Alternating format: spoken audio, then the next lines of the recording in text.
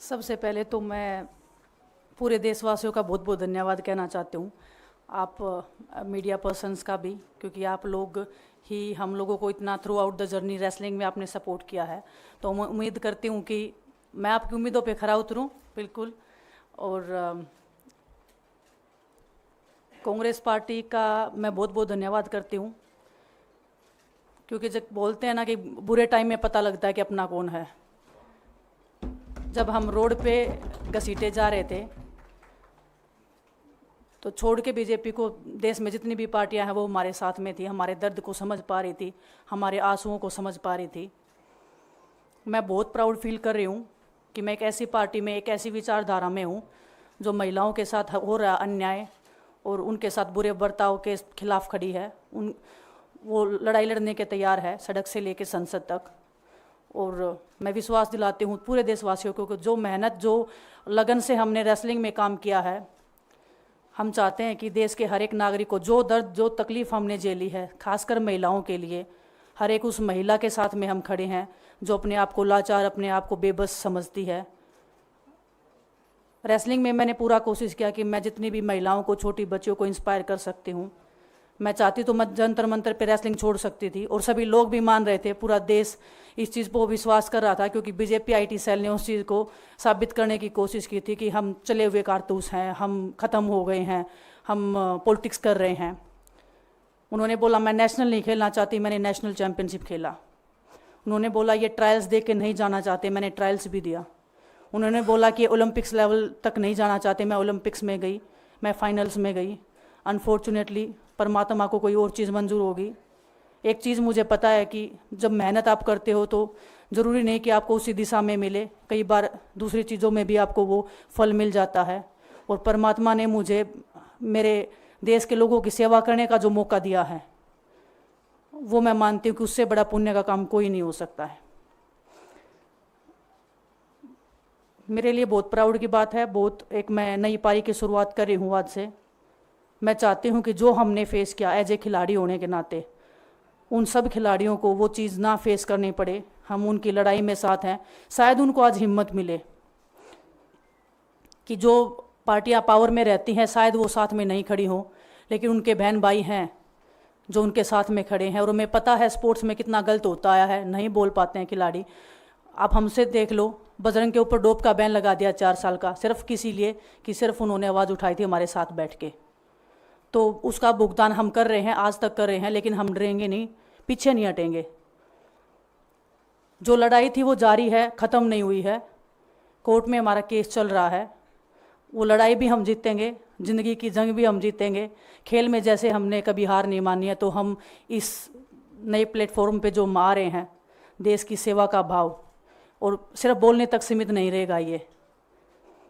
हम दिल से हमने खेल किया है और दिल से हम ये काम करेंगे, जी जान से मेहनत करेंगे, अपने लोगों के बीच में रहेंगे। जो भी हम अपने लोगों का भला कर सकते हैं, चाहे कितना ही % हमारे हाथ में होगा, वो हम करने की कोशिश करेंगे। और मैं अपनी बहनों को बताना चाहती हूँ कि आपकी बहन आपके साथ में है। किसी भी मुसीबत में, किसी भी पल, किसी भी क्षण आप ऐसे मत समझना कोई भी आपके साथ में नहीं है। जब कोई नहीं खड़ा होगा तो मैं आपके साथ में ज़रूर खड़ी रहूँगी, कांग्रेस पार्टी आपके साथ में ज़रूर खड़ी रहेगी। ये हमने फील किया था, और मैं वादे से कह सकती हूँ, दावे से कह सकती हूँ कि बिल्कुल आपके साथ भी खड़े रहेंगे। बहुत बहुत धन्यवाद आप सबका। धन्यवाद दिनेश जी। मैं बजरंग पुनिया जी से आग्रह करूंगा कि वो अपने विचार आपके सामने रखें। सभी को नमस्कार। और मैं धन्यवाद दूंगा केसी जी का, हरियाणा के प्रभारी हमारे दीपक बावरिया जी का, अध्यक्ष हमारे उदयपान जी का, पवन खेड़ा जी का, और विनीत पुनिया जी का, और जितने भी कांग्रेस के हमारे लीडर हैं उन सब का, कि हमें विनेश ने बताया कि बुरे समय में हमारे साथ खड़े हुए। जो आज बीजेपी की आईटी सेल बोल रही है कि इनका मकसद तो सिर्फ राजनीति करना था, हमने तो उनको लेटर भेजा था, वो जब भी नहीं आए। हमने तो बीजेपी के जो सांसद थी, जितनी भी महिला सांसद थी, उनके घर पे लेटर दिया था, वो फिर भी उन बच्चियों के साथ नहीं खड़े हो पाए। कांग्रेस पार्टी तो बिना कुछ हमने इनको बताया ये वहाँ पे हमारे साथ खड़े हुए। तो देश की बेटियों की जो आवाज़ उठाई उसका भुगतान हम कर रहे हैं। लेकिन ये चीज़ हमें पता लग गई कि जो अत्याचार बेटियों पे हुआ जंतर मंतर पे, उसके साथ सिर्फ बीजेपी पार्टी खड़ी हुई और सभी पार्टी हमारे साथ खड़ी थी। और जो भी आज हम इस पे कांग्रेस पार्टी में आए हैं, मैं धन्यवाद देता हूं सभी का।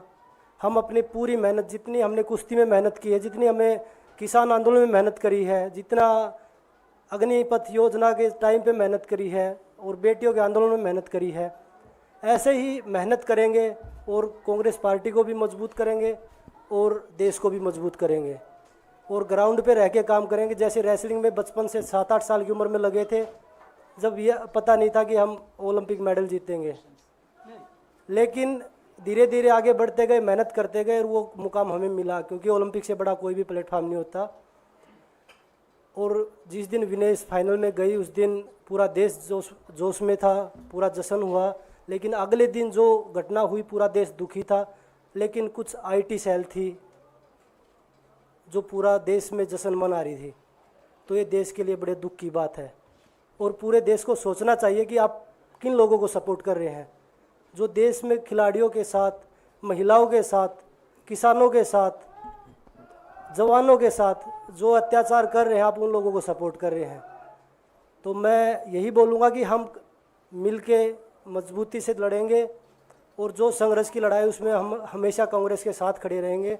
और जो विनेश ने बोला कि हम हर जो महिला, जो बेटियां, देश की बेटियां हैं जिनके साथ अत्याचार होता है, हम उनकी आवाज़ हमेशा उठाते रहेंगे। सभी का धन्यवाद।